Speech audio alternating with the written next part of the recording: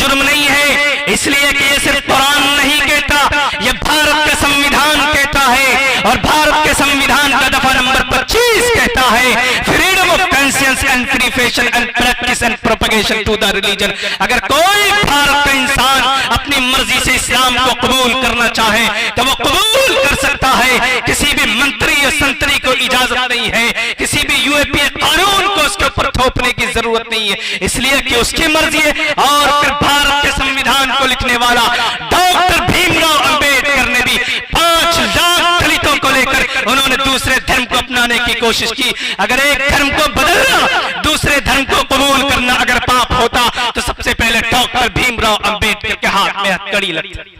लेकिन नहीं जनाब, यहां तो एक अलग चीज को बनाना है और एक अलग आइडियोलॉजी को थोपना है। क्या करना है? बस हिंदू भाई को खुश करना है। किसी आलिम दीन को पकड़ो, उनके हाथ में हथकड़ी लगा दो और लगाने के बाद उनको जेल की सलाखों के अंदर ठूंस दो। आज यहां पर हम बैठकर कोई बात कहते हैं तो हम एक संवैधानिक तौर पर बात करते हैं। दुनिया का कोई माइका लाल मेरी बात को काट नहीं सकता कि मौलाना सरफराज साहब आप झूठ बोल रहे हैं। धर्म का प्रचार करना यह हमारा फ्रीडम राइट है, फ्रीडम ऑफ रिलीजन है। इसलिए कि आर्टिकल नंबर 25 में यह इजाजत हमको मिलता है। और अगर हम कोई दीन की बात करते हैं और वहां पर शरीयत की बात करते हैं तो आर्टिकल नंबर 19 भी यह कहता है। क्या कहता है article number 19? Freedom of speech, all citizen shall have the right. अगर कोई भी इंसान धर्म का प्रचार करता है अपनी मर्जी से और किसी के ऊपर जबरदस्ती नहीं करता है तो वह धर्म के प्रचार को कर सकता है। वो अपने धर्म का प्रचार, कोई भी दुनिया का इंसान, चाहे वो जैन हो, बुद्धिस्ट हो, कन्फ्यूरिज्म हो, कोई भी हो, वो धर्म का प्रचार कर सकता है। यह हमको संविधान इजाजत देता है।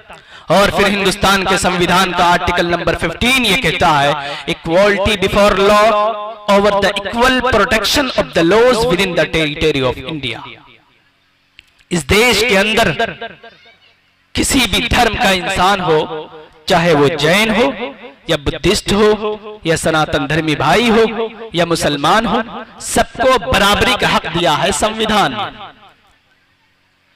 जी मेरे भाइयों, आज जो लोग यहां पर बैठकर टोपी और 30 से 35 रुपए कपड़े में मलबूस होकर जहां पर बैठकर तकरीर करते हैं, जिनको आप ये समझते हैं कि ये हाफिज साहब हैं, ये तो मौलाना साहब हैं, ज्यादा से ज्यादा इनकी तनख्वाह 5 से 10 हजार रुपए होगी। मेरे भाइयों, जो हाफिज साहब होते हैं उनके मकाम को हम और आप जज नहीं कर सकते।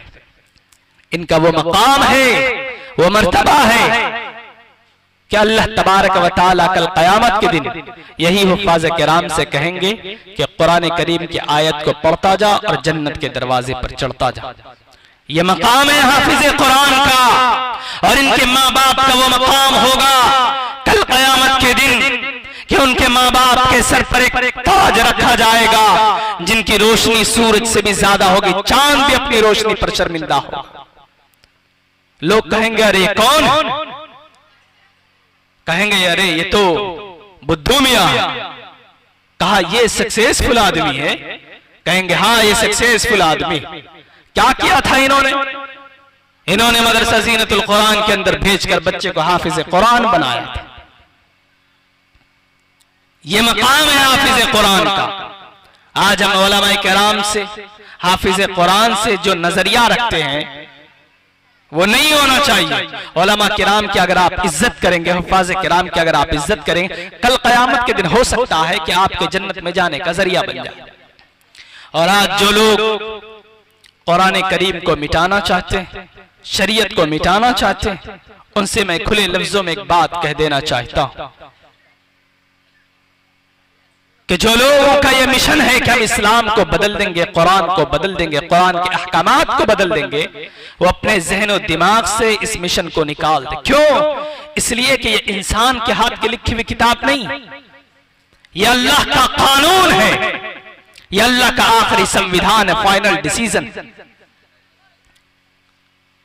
आए थे बहुत सारे लोग 1800 सदी के अंदर 3 लाख कुरान करीम के नुस्खे जला दिए गए, लेकिन कुरान करीम आज भी मौजूद है। क्या हुआ था 1800 सदी के अंदर मेरे भाइयों? 3 लाख कुरान करीम के नुस्खे जलाए थे। कौन? अंग्रेजों ने। उसके बाद अंग्रेज इतराने लगा, चिल्लाने लगा, कहने लगा कि मैं तो जीत गया और अब मुझे कोई नहीं रोक सकता, ये पूरी दुनिया पर हुकूमत करने से कोई नहीं रोक सकता। एक आलिम दीन आए और आकर के कहने लगे, अंग्रेज तू जो इतना इतरा रहा है, तू 3 लाख कुरान करीम के नुस्खे को जलाकर तू ये समझता है कि हम जीत गए और हमें कोई तबाह बर्बाद नहीं कर सकता। सुन ले एक बात मैं ये कह देना चाहता हूं। आलिम दीन ने कहा, एक बच्चे को लाया गया, 9 साल का बच्चा, हाफिज कुरान था। उस बच्चे ने कुरान करीम को पढ़ना शुरू किया, शुरू से लेकर पढ़ना शुरू किया। अल्हम्दुलिल्लाहि रब्बिल आलमीन, सयक़ूलु सुफ़हाउ मिनन नास तिलका रुसुलु फ़ज़्ज़लना बाज़हुम अला बाज़ लन तनालुल बिर्रा हत्ता तुनफ़िक़ू मिनल जिन्नति वन नास, कहकर उन्होंने पूरे कुरान करीम को मुकम्मल कर दिया। अंग्रेज दंग रह गया, हैरान और परेशान हो गया, कहने लगा अरे ये कैसे हो गया? अंग्रेज परेशान हो गया। परेशान होने के बाद अंग्रेज कहने लगा, इस कुरान करीम को, इस शरीयत को कोई मिटा नहीं सकता। ला तब्दील लिकलिमातिल्लाह, कुरान करीम के अहकामात को कोई बदल नहीं सकता। मेरे भाइयों, जो ये लोग समझते हैं कि हम कुरान करीम को बदल करके हम इस देश के अंदर हम अपने कानून को लागू करेंगे, तो उनकी गलत फहमी है। कुरान कभी मिट नहीं सकता। मेरे भाइयों, रब्बे जुल जलाल का एक फरमान है, अगर तुम इज्जत चाहते हो, अगर तुम बुलंदी चाहते हो, अगर तुम चाहते हो तुम्हारी दुनिया संवर जाए और तुम्हारी आखिरत संवर जाए, और तुम चाहते हो तुम्हारा नामाए अमाल तुम्हारे दाहिने हाथ में दे दिया जाए, तो रब्बे जुल जलाल कहता है, अगर तुम चाहते हो तुम्हारे कब्र का मसला हल हो जाए और आखिरत में तुम्हें जन्नत जहन्नम से निकाल करके जन्नत में दाखिला कर दिया जाए और तुम्हारा नामाए अमाल तुम्हारे दाहिने हाथ में दे दिया जाए, तो मैं नहीं कहता, अहकमुल हाकिमीन कहता है, मैं नहीं कहता, खालिक़े अर्ज़ो समावात कहता है, मैं नहीं कहता, वही रब कहता है जिसने इज्जत को पैदा किया। वो रब कहता है, रब का कानून।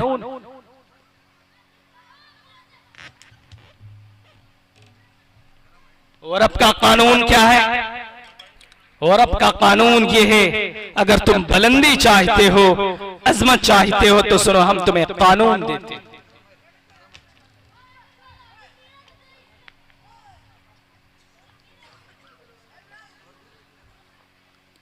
हम तुम्हें एक कानून देते हैं, एक दस्तूर देते हैं, एक निजाम देते हैं। वो दस्तूर क्या है? वो कानून क्या है? वो निजाम जिंदगी क्या है? रब्बे जुल जलाल कहता है, वही रब जिसने इज्जत को पैदा किया, जिसने जिल्लत को पैदा किया, जिसने जन्नत की तख्लीक की, जिसने नबी को पैदा किया, जिसने कुरान को बनाया, वही इज्जत और जिल्लत की तख्लीक करने वाला रब्बे दो जहां दो टोक लफ्जों में कहता है, व तो इज्जु मन तशा व तो जिल्लु मन तशा बियदिकल खैर इन्नका अला कुल्ली शैइन कदीर। इज्जत हमारे कब्ज़ाए कुदरत में है और जिल्लत की तख्लीक हम ही करते हैं। हम जब चाहते हैं बिलाल को इज्जत से हम किनार करते हैं और हम जब चाहते हैं नमरूद को जलील करते हैं।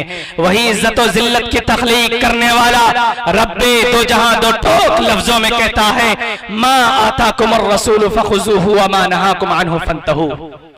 जो तुम्हें आमना का लख्ते जिगर दे, जो तुम्हें मोहम्मदुर रसूलुल्लाह दे, उसे मजबूती से पकड़ो और जिससे तुम्हें रसूल रोक दे उससे रुक जाओ। क्या मतलब है? नबी कहे कि शादी ऐसे करो तो शादी ऐसे करो। नबी कहे कि शादी के अंदर ढोल बाजे मत बजाओ, तुम मत बजाओ। अगर नबी कहे कि शादी इस्लामिक तौर तरीके पर आपको करना होगा, तो शादी इस्लामिक तौर तरीके पर आपको करना होगा। नबी पाक अलैहिस्सलातु वस्सलाम के मानने वाले सहाबा किराम को तख्ते-ए-दार पर लटका दिया गया था। हजरत बिलाल हबशी के जिस्म पे कोड़े बरसाए गए थे, लेकिन ईमान का सौदा नहीं किया था मेरे भाइयों।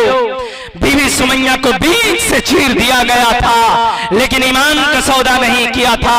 और आज भी मुसलमानों को उलमाए किराम को तख्ते-ए-दार पर लटका दिया गया हिंदुस्तान की सरजमीन पर, लेकिन ईमान का सौदा नहीं किया। मौलाना कासिम ननोतवी के कनपटी पर गोली लगी थी, लेकिन ईमान का सौदा नहीं किया था। शेखुल हिंद को माल्टा के सलाखों के अंदर कैद कर दिया गया था, लेकिन ईमान का सौदा नहीं किया था। 70-70 हजार उलमाए किराम को फांसी के फंदे पर लटका दिया गया था, लेकिन ईमान का सौदा नहीं किया था। और आज का भी मुसलमान, मुझे यकीन है अगर ईमान की बात आ जाए तो आज का भी मुसलमान ईमान का सौदा नहीं करेगा। जो रब का फरमान है, जो रब का कानून है, जो रसूलुल्लाह की शरीयत है, उस पर अमल करेगा, उसके अलावा किसी पर अमल नहीं करेगा। मेरे भाइयों, कुरान का जो फरमान है, रब्बे जुल जलाल ने कुरान करीम की हिफाजत की जिम्मेदारी ली और कहा रब ने कुरान करीम के अंदर, इन्ना नहनु नज़्ज़लना ज़िक्र व इन्ना लहू लहाफ़िज़ून, कि हम ही ने कुरान को नाजिल किया और हम ही इसके हिफाजत के जिम्मेदार हैं। ये रब ने खुद जिम्मेदारी ली। रब ने किसी किताब की जिम्मेदारी नहीं ली, लेकिन ये वाहिद दुनिया के ऐसे ग्रंथ है, एक ऐसी किताब है, एक ऐसा बुक है जिसकी गारंटी रब्बे जुल जलाल ने खुद से ली। और कहा भी है कुरान करीम के अंदर, इन्ना नहनु नज़्ज़लना ज़िक्र व इन्ना लहू लहाफ़िज़ून। और ये कुरान 1450 साल पहले रब्बे जुल जलाल ने मोहम्मद रसूलुल्लाह के क़ल्बे अतहर पर उतारा। और ये कुरान कितनी मर्तबा नाजिल हुआ?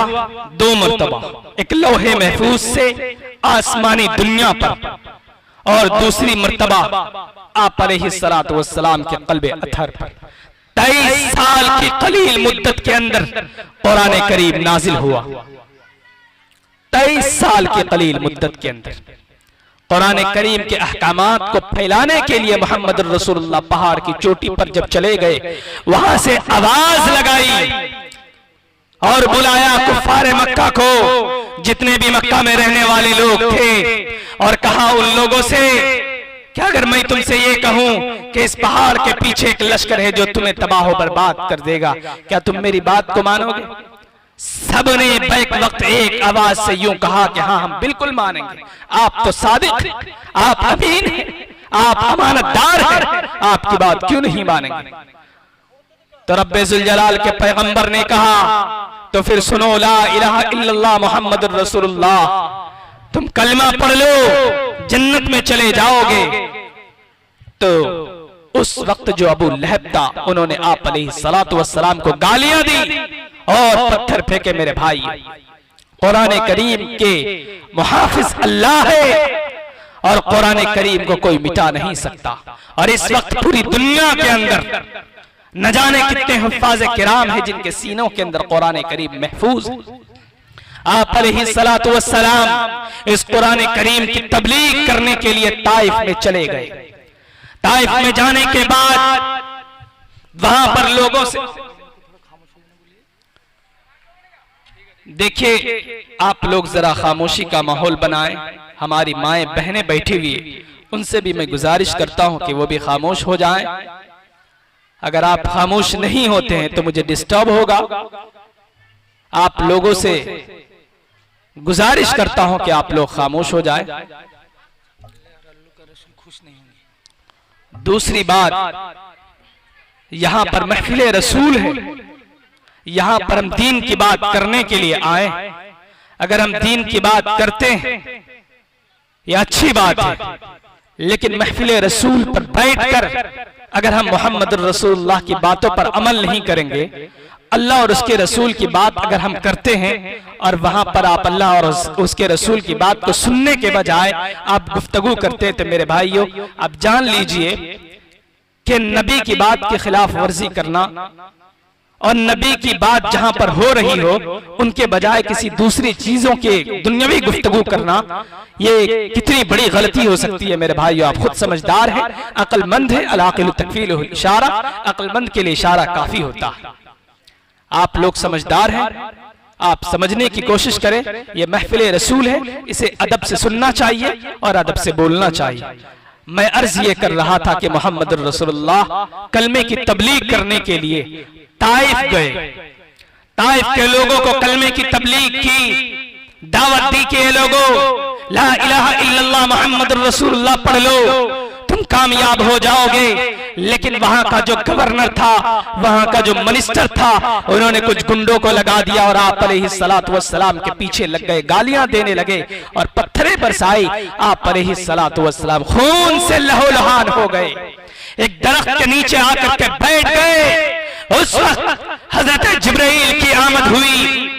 वो हजरत जिब्राइल जिसकी ताकत की गवाही रब्बुल जलाल खुद कुरान करीम के अंदर कहता है कि हजरत जिब्राइल सबसे बड़े ताकतवर फरिश्तों में से है।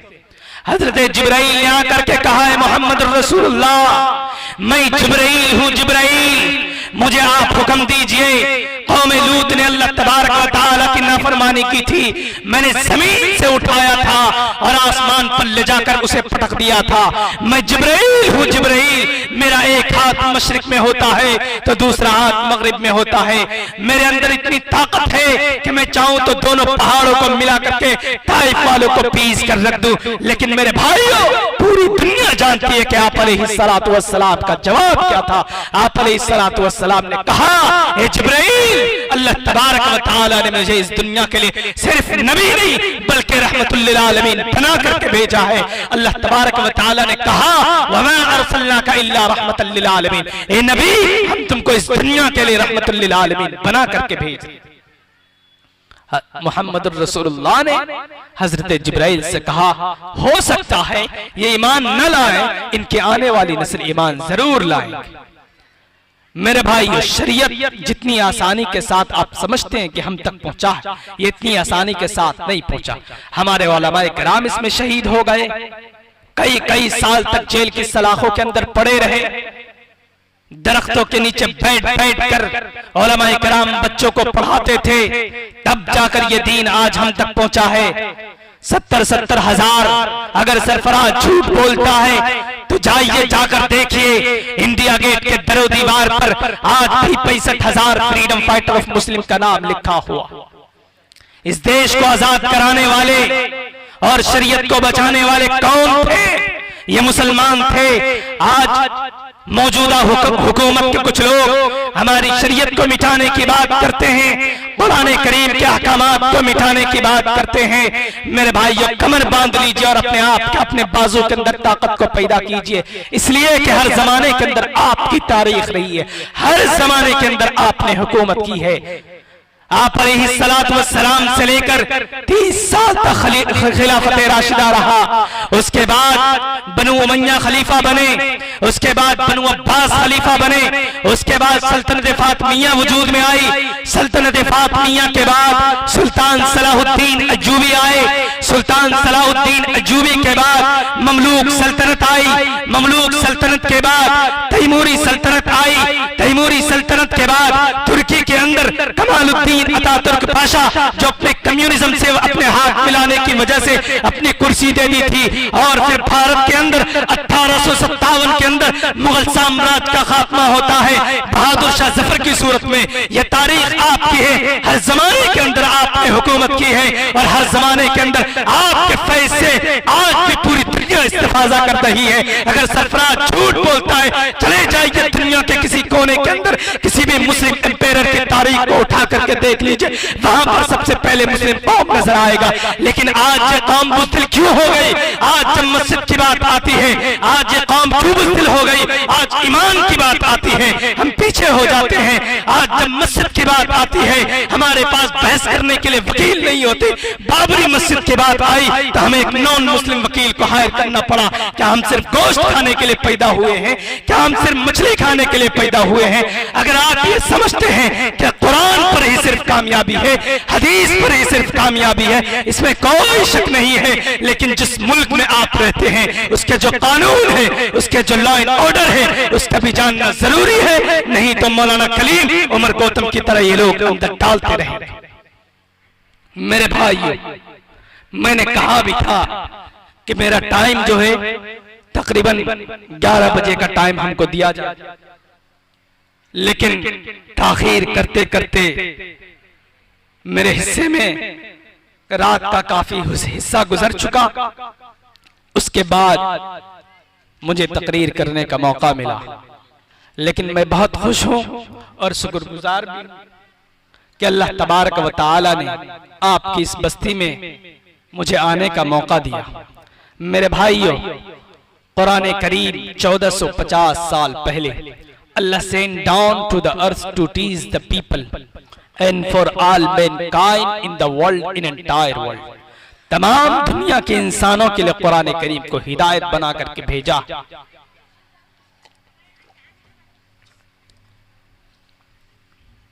और अल्लाह ने कहा भी है कुरान करीम के अंदर, हुदल लिन्नास,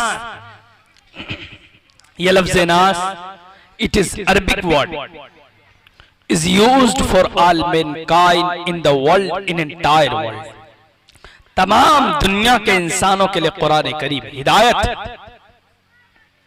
चाहे वो खड़े होकर पेशाब करने का जिसे तरीका मालूम ना हो, जो इस धरती पर अपने आप को खुदा और परमात्मा समझ बैठा, या अदना गरीब आदमी जिसे 2 वक्त की रोटी नसीब न होती हो, वो भी, उसके लिए भी कुरान हिदायत है।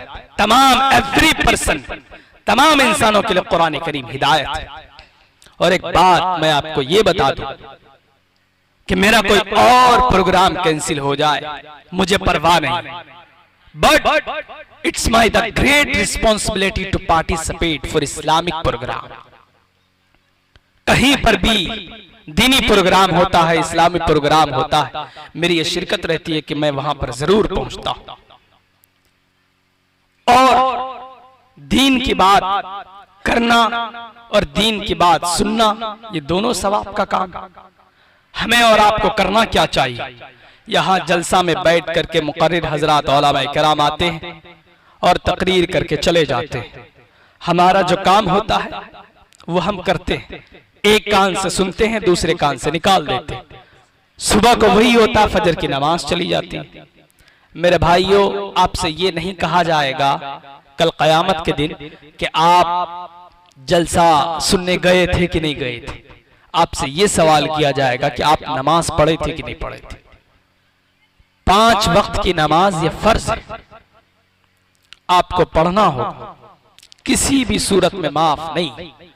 मेरे भाइयों, एक दिल में इरादा कर ले, यकीन जानिए, अगर इस मजमे से कुछ लोग भी अपने जहन में इस बात को डाल लें कि आज से मुझे नमाज की पाबंदी करनी है, तो मैं ये समझता हूं कि ये जलसा कराना कामयाब हो जाएगा। मेरे भाइयों, कोई काम नहीं आएगा, कोई दौलत, कोई पैसा काम नहीं आएगा, कोई शोहरत, कोई बुलंदी, कोई मकानात काम नहीं आएंगे। काम आएगा तो सिर्फ आपका अमाल मोहम्मद रसूलुल्लाह के सामने जब पेश किया जाएगा, लोग पेश होंगे, वहां पर देखा जाएगा कि आपके चेहरे पे दाढ़ी है कि नहीं। क्या मोहम्मद रसूलुल्लाह के चेहरे पे जो दाढ़ी थी, क्या वो चेहरा सही नहीं था? मोहम्मद रसूलुल्लाह की खूबसूरती को तो रब्बुल जलाल खुद बयान करता, कुरान करीम में खुद बयान करता। मोहम्मद रसूलुल्लाह की जुल्फों को बयान करता है, दांतों के बारे में रब्बुल जलाल बयान करता, चेहरे की खूबसूरती के बारे में बयान करता। मर्द के चेहरे में दाढ़ी मर्द के चेहरे को खूबसूरत बनाती। लेकिन आज हम क्या करते हैं, पता नहीं क्या चल पड़ा है, जलसा जुलूस हम सुन लेते हैं लेकिन उस पर अमल करने की कोशिश नहीं करते।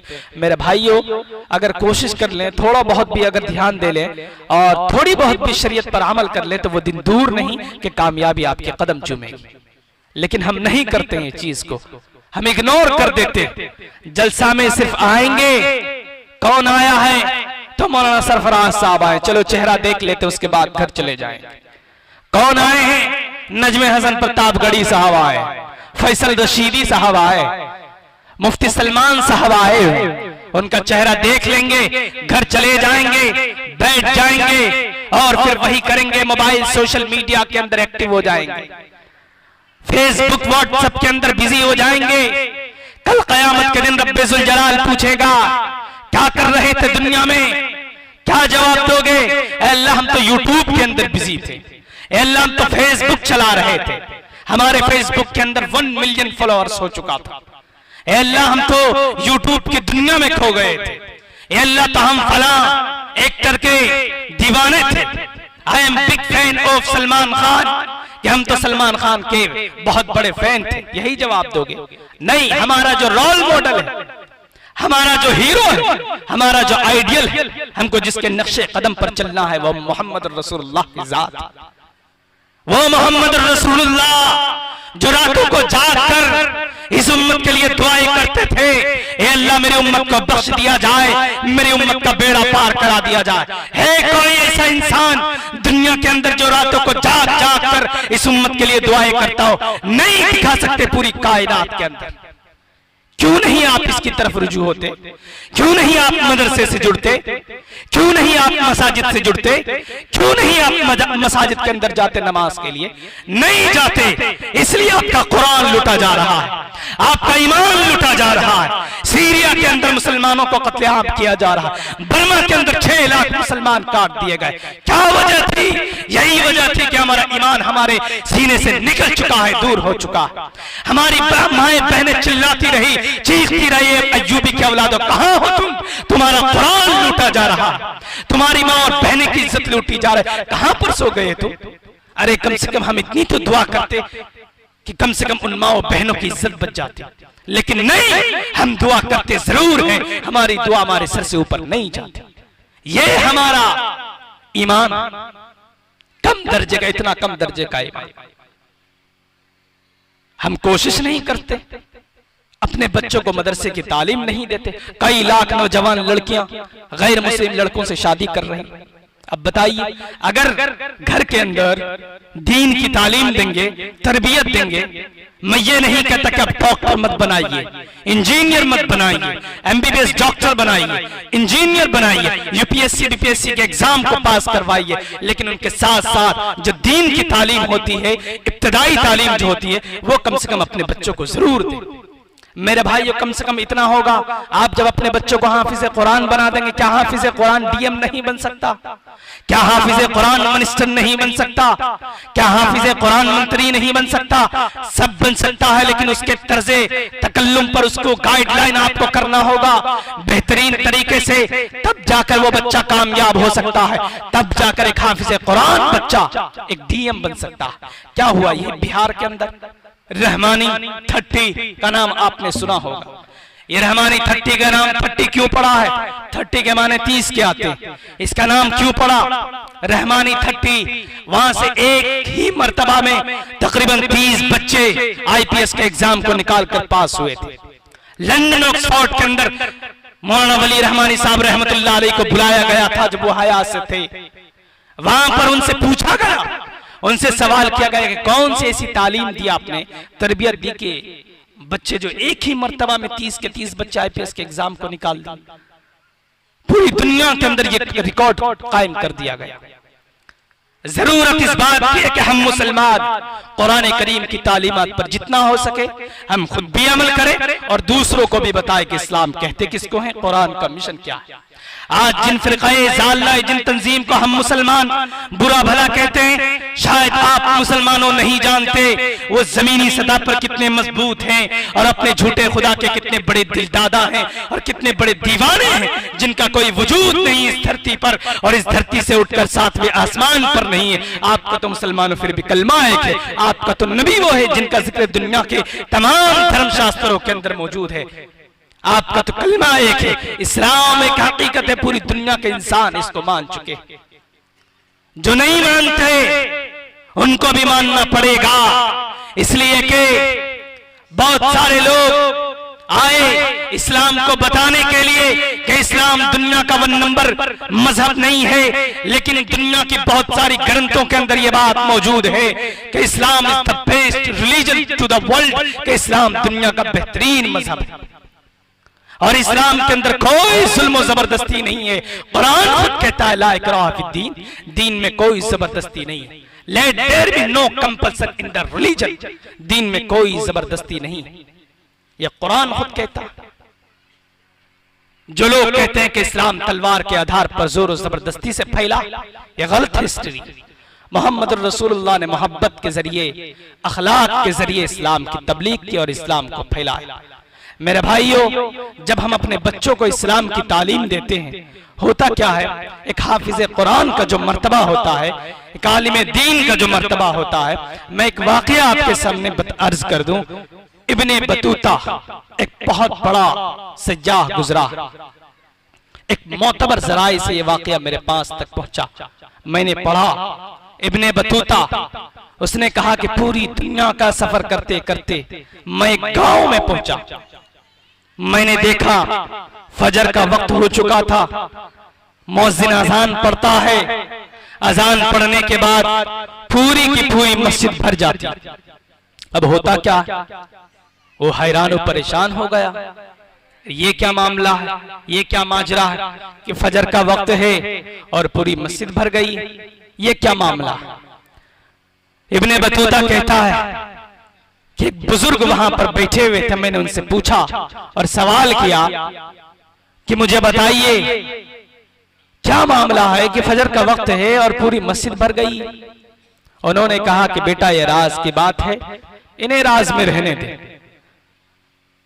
फजर की नमाज के बाद फिर नौजवान ने, इब्ने बतूता ने उस आदमी को, उस बूढ़े को पकड़ा और कहा, मोहतरम जरा राज से पर्दा उठाइए तो सही कि बात क्या, मुझे बताइए तो सही, मैं जानना चाहता हूं।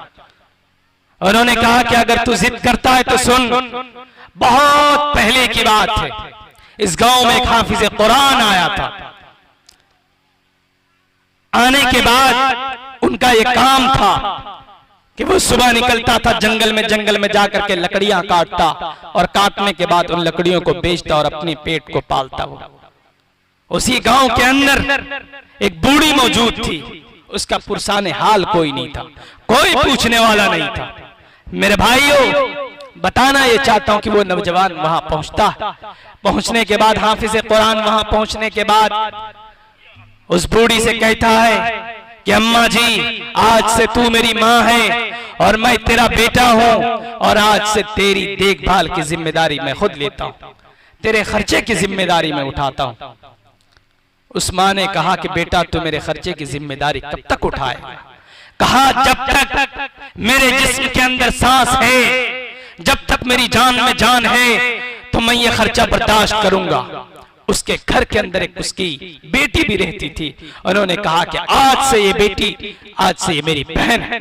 उन्होंने उनको बहन माना और उस बूढ़ी को अपनी माँ समझ करके काम में लग गए। वो हजरत हाफिज कुरान थे, रोजाना जाते थे, सुबह जंगल में लकड़ी काट कर वापिस आते थे।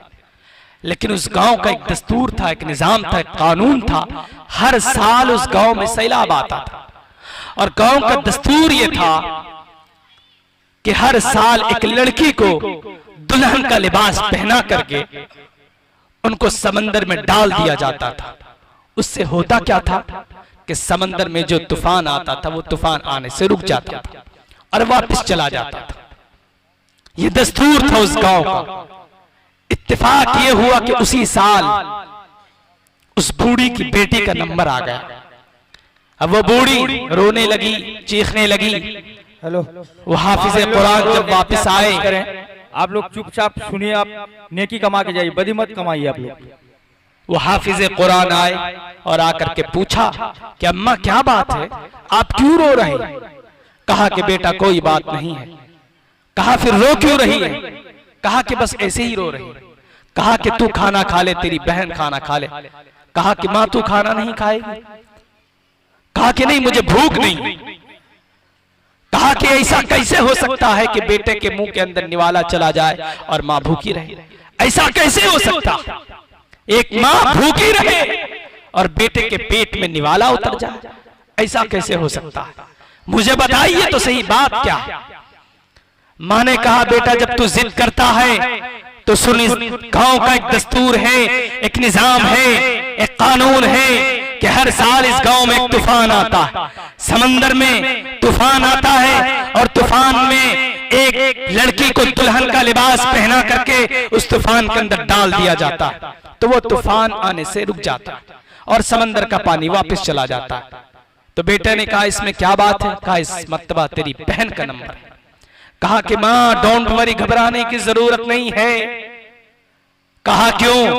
कहा इस साल मुझे दुल्हन का लिबास पहनाकर डोली में बिठाकर मुझे भेज दिया जाए, समंदर में डाल दिया जाए। कहा बेटा तू तो मेरे बुढ़ापे की सहारा है, लाठी है, अगर तू ही चला जाएगा तो मेरे बुढ़ापे का क्या होगा? कहा कि मां घबराने की कोई बात नहीं है, अगर मेरी मौत लिखी है तो मैं मर जाऊंगा, और अगर मौत नहीं है तो मुझे दुनिया की कोई ताकत मार नहीं सकती। पुलिस वाले आए, मुखिया के कारिंदे आए, उनके घर में खबर दी कि दुल्हन का लिबास पहना करके तैयार रखो, हम डोली लेकर के आएंगे और दुल्हन को उस पर बिठा करके समंदर में डाल देंगे, समंदर में तूफान आने से रुक जाएगा और पूरा गांव महफूज हो जाएगा। ये बात कह करके वो लोग चले गए। शाम के वक्त, रात के वक्त पुलिस वाले आए, मुखिया के कारिंदे आए, बेटा को दुल्हन का लिबास पहना दिया गया था, उस डोली के अंदर बिठा दिया गया, बिठा करके समंदर में डाल दिया गया। सुबह को पुलिस वाले वहां पर पहुंचे लाश को ढूंढने के लिए कि लाश को लेकर के वापस आते हैं। जब गए तो देखा कि अरे दुल्हन नहीं है, ये तो लड़की नहीं लड़का है, हमने जिसे बंद किया था एक लड़की को, वो लड़की नहीं है तो लड़का है, और ये मरा नहीं जिंदा है। आज तक कोई बच करके वापस नहीं आया समंदर के तूफान से, ये क्या बात हुई? वो लोग डर करके भाग गए। मुखिया के पास जाकर के कहा कि ऐसी ऐसी बात। मुखिया अपने कारिंदे को लेकर के वहां पर पहुंचते और उस नौजवान को, हाफिज कुरान को अपने दरबार में हाजिर करके पूछता है मुखिया कि क्या बात है, आज तक कोई समंदर से वापस नहीं आया। कहा कि मुखिया साहब मैं एक हाफिज कुरान हूं। कहा कि समंदर में तूफान नहीं आया था? कहा आया था। कहा फिर क्या हुआ? कहा कि समंदर का पानी मेरे टखनों तक आया, मेरे घुटनों तक आया, मेरे कमर तक आया, मेरे गले तक आया, करीब था कि मेरी सांसें निकल जाती, मेरे जिस्म से रूह निकल जाती, रूह परवाज हो जाती, मैं मर जाता। लेकिन मैंने कुरान करीम को पढ़ना शुरू किया, समंदर का पानी घटता चला गया और मैं बच गया। कहा कि मुझे यकीन नहीं आया, दोबारा दुल्हन का लिबास पहना करके समंदर में डाल दिया जाएगा, तुझे मंजूर है? कहा मंजूर है। कहा कि ठीक है। दोबारा दुल्हन का लिबास पहना करके हाफिज कुरान की अजमत को बताना चाहता हूं। एक हाफिज कुरान की अजमत क्या है, उनकी अहमियत क्या है, मैं उनको बताना चाहता हूं। उनको दुल्हन का लिबास पहना करके समंदर में डाला गया। दूसरे दिन भी ऐसा ही हुआ, वो हाफिज कुरान बच जाता है। मुखिया हैरान परेशान हो गए, कहने लगा समंदर में तूफान नहीं आया था? कहा आया था। कहा कि फिर मैंने कुरान करीम को पढ़ना शुरू किया, समंदर में तूफान वापस चला गया। कहा कि 2 बार की बात पक्की नहीं होती, तीसरी बार की बात पक्की होती, 3 मर्तबा की बात पक्की होती। कहा मुझे मंजूर है।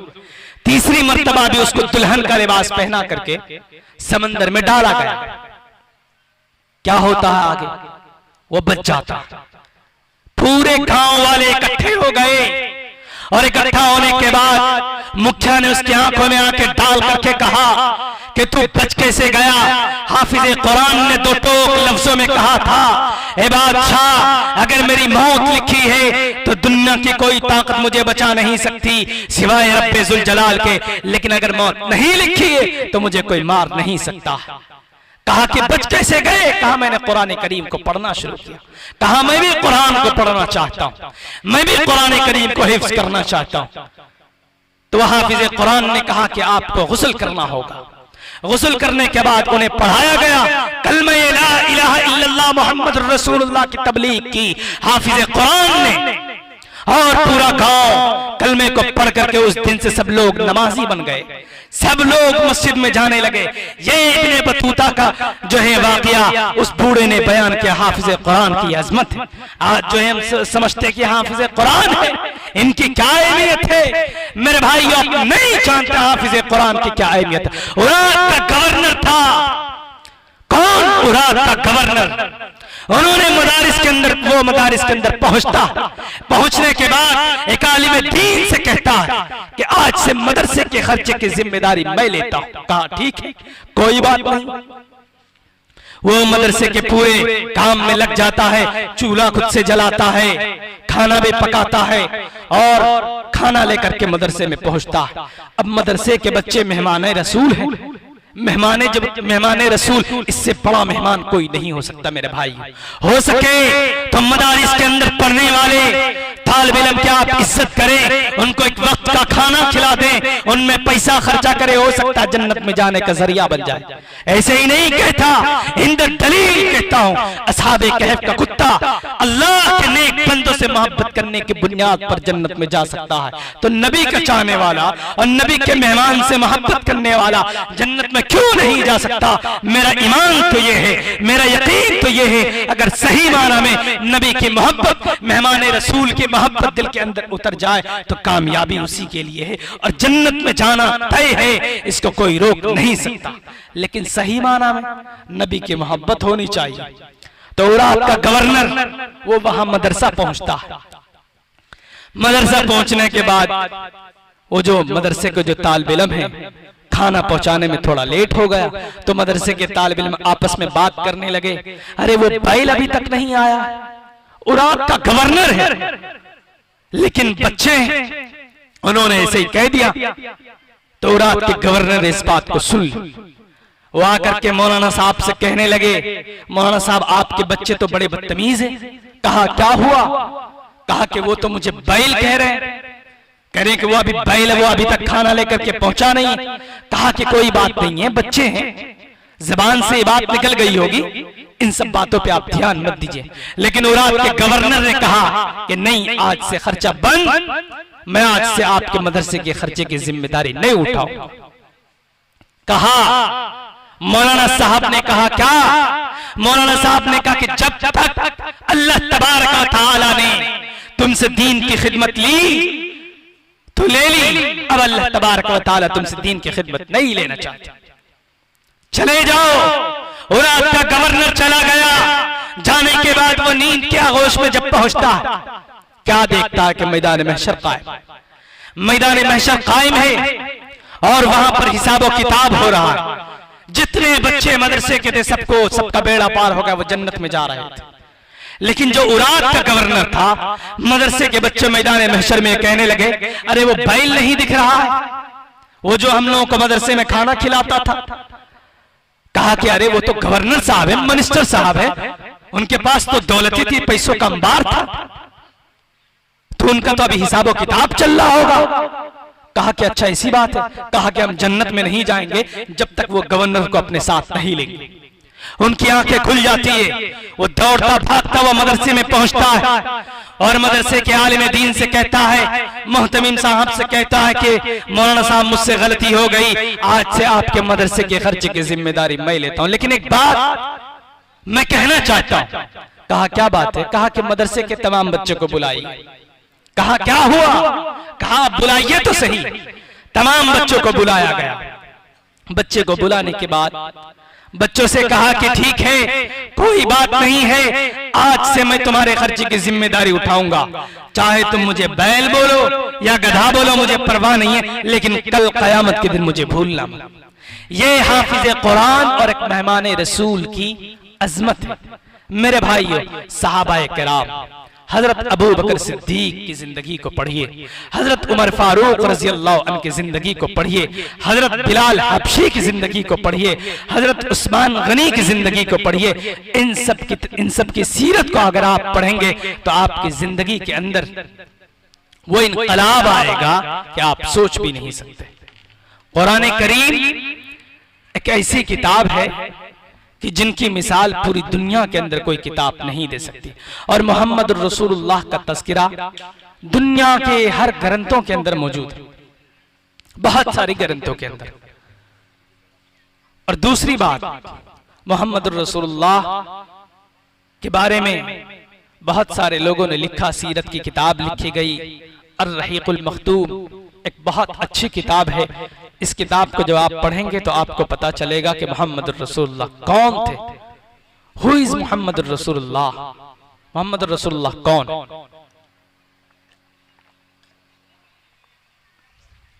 मेरे भाइयों, मोहम्मद रसूलुल्लाह पूरी जिंदगी इस्लाम की तबलीग करने में अपने आप को मुकम्मल तौर पर सर्फ किया। हजरत खदीजतुल कुबरा रजी अल्लाह अन्हा से जब निकाह हुआ, दौलतें थी, पैसों का अंबार था हजरत खदीजतुल कुबरा रजी अल्लाह अन्हा के पास। लेकिन क्या होता है कि आप अलैहिस्सलातु वस्सलाम ने अपने बाजू में जो उनकी ताकत थी वो कमा कर तिजारत किया करते थे। बकरियां आप अलैहिस्सलातु वस्सलाम ने चराई, पैसे कमा कमा कर हजरत खदीजतुल कुबरा की दौलत को बर्बाद नहीं किया, बल्कि अपना जो कमाते थे वही खर्च करते थे। और उस वक्त अरब के जमाने में यह ऐब समझा जाता था कि बीवी के माल को खर्च करना। और दूसरे जो लोग थे, अबू जहल, अबू लहब वगैरह, वो तो चाहते थे कि मोहम्मद रसूलुल्लाह के ऊपर कोई इलिगेशंस लगे और मोहम्मद रसूलुल्लाह कोई ऐसा काम करे जिससे हम लोगों को मौका मिल जाए मोहम्मद रसूलुल्लाह का बदनाम करने का। जो लोग मोहम्मद रसूलुल्लाह के बारे में उल्टे सीधे सवाल करते हैं, उनको ये सोचना चाहिए कि मोहम्मद रसूलुल्लाह के बारे में बहुत सारे लोगों ने जो तारीफ की है उसको पढ़ना चाहिए, उसके बाद सवाल करना चाहिए कि मोहम्मद रसूलुल्लाह क्या है क्या नहीं है। और जो आखिरी संविधान कुरान करीम की शक्ल में अल्लाह तबारक व तआला ने जो इस धरती पर नाजिल किया, ये कुरान का जो अहकाम है इसको हमें फॉलो करना चाहिए, शरीयत को हमें फॉलो करना चाहिए। इस कुरान को मिटाने के लिए अंग्रेज आया, खुद मिट गया, और इस कुरान के मिसल पेश करने के लिए बहुत सारे लोग आए। अरब के जमाने के अंदर भी एक शख्स आया और आकर के कहने लगा कि मैं कुरान के मिसल पेश कर दूंगा। कहा कि ठीक है, अच्छी बात है, बताओ। तो उन्होंने लिखा अल्फीलु मलफील वमा अदराका मलफील। लोग हंसने लगे कि अरे क्या है, तुम हाथी के बारे में बोल रहे हो, हाथी क्या जानते हो, हाथी क्या है।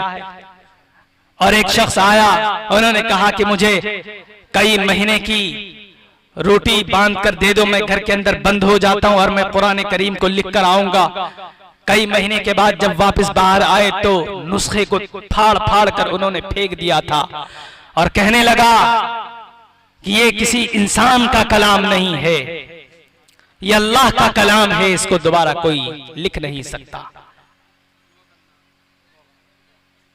और दूसरी बात, कुरान को मिटाने के लिए मेरे भाइयों बहुत सारे लोग इस दुनिया में आए, लेकिन इस कुरान को बचाने के लिए शेखुल हिंद रहमतुल्लाह अलैह अंग्रेज से टक्कर लेने के लिए खड़े हो गए थे। और मैं आपको बताऊं कि ये कहां के पढ़े हुए थे, मदारिस के पढ़े हुए थे।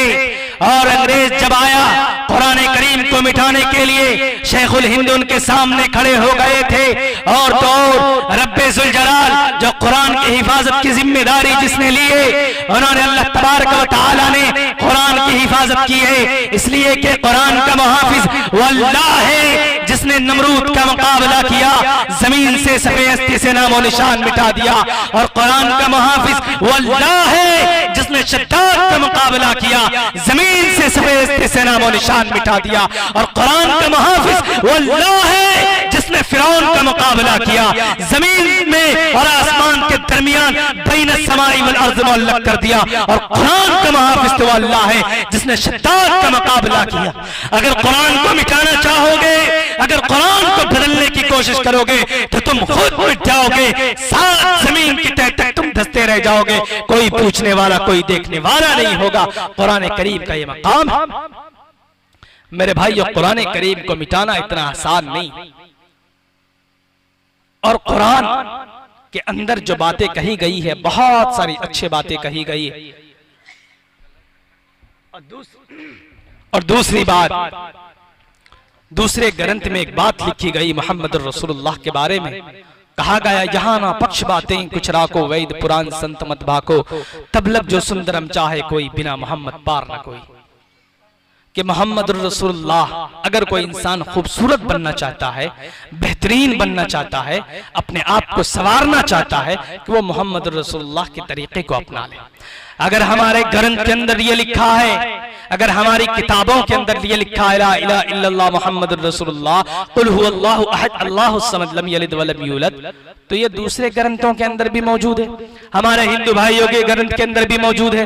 यकुम ब्रह्म द्वितीय नास्ते नेहना नास्ते एको देवाः सर्वभूतेषु गौणः, कि देव एक है, परमात्मा एक है, उसी की इबादत करनी चाहिए, उसके अलावा किसी की इबादत नहीं करनी चाहिए। हम अगर ये बात कहते हैं तो हम गलत हो जाते हैं, हम धर्म का प्रचार करते हैं, हम गलत हो जाते हैं। आप अगर अपने धर्म का प्रचार करते हो अच्छी बात है, जब कोई दूसरे धर्म का लोग ये बात करता है अच्छी बात है। अगर एक आलिम दीन, एक हाफिज कुरान अगर ये बात कहता है तो ये गलत बात है। ये दोहरी पॉलिसी बंद करो, और हिंदुस्तान के अंदर जो राजनीतिक तुम करते हो, कुर्सी पर बैठकर, कुर्सी इख्तिदार पर बैठकर, अल्लाह तबारक व तआला ने जो कुर्सी पर आपको बिठाया है उस कुर्सी का सही इस्तेमाल कीजिए और लोगों के दरमियान सही फैसला कीजिए। कहीं पर भी कोई किसी मुसलमान या किसी हिंदू के साथ कोई भी किसी तरीके का मामला हो, दोनों के साथ बराबरी का मामला होना चाहिए। लेकिन नहीं जनाब, अभी इलेक्शन से पहले यही बंगाल की सरजमीन पर कोई पुल हादसा हुआ था, तो इस देश के एक बहुत बड़े आदमी ने कहा था, क्या कहा था कि ये मौजूदा सरकार के कर्मों का फल है। अभी मोरबी पुल का हादसा हुआ, वहां पर तो डबल इंजन की सरकार है, वहां पर किनके कर्मों का फल है बताइए। और एक बात याद रखना, मौजूदा सरकार के लोगों, बताओ मुझे, उस मोरबी पुल का जो हादसा हुआ था उसमें 80 से 85 लोगों को बचाने वाला कोई और नहीं था, ये मुसलमान थे। कौन था? तौफीक और हुसैन पठान था, जिन्होंने 80 से 85 लोगों को बचाने का काम किया था। और आज भी आवाज देकर देख लेना, मुसलमानों को इस मदारिस को बंद करने से पहले, आज जो तुम कहते हो आसाम के अंदर 350 मदारिस को बंद कर दिया गया, ये मदारिस को बंद करना बंद करो। ये मदारिस के बारे में ये जो तुम कहते हो कि हम मदारिस को बंद करेंगे, ये दोहरे पॉलिसी और अपने कानून को अपने पास बंद रखो, इसलिए कि मदारिस के अंदर कुरान करीम की तालीम होती है, इंसानियत की तालीम होती है। इसलिए मदारिस को बंद करने वालों, एक बात याद रखना, अगर आज भी चीन से जंग होती है तो मुसलमानों को आवाज देकर देख लेना। अगर चीन से जंग होती है तो सबसे पहले ये तुम्हारे फौजी अफसरान बॉर्डर पर नहीं होंगे, सबसे पहले ये मुसलमान कौम होंगे जो कलमा पढ़ने वाले मुसलमान हैं। आवाज देकर देख लेना, सबसे पहले ये उलमा किराम तुम्हारे सामने मिलेंगे। ये आलिम दीन की एक फजीलत है। मेरे भाइयों, कहना ये चाहता हूं कि वक्त बहुत काफी हो चुका है और आखिर के अंदर यही कहूंगा कि मेरे भाइयों, कुरान करीम की तालीमात पर हम सब अमल करें। जो बातें कही गई और सुनी गई है उन पर कहने सुनने से ज्यादा अमल की तौफीक अता फरमाए इंशाअल्लाह। जज़ाकल्लाह, बहुत बहुत शुक्रिया। फिर आइंदा इंशाअल्लाह मौका मिला तो जरूर आऊंगा।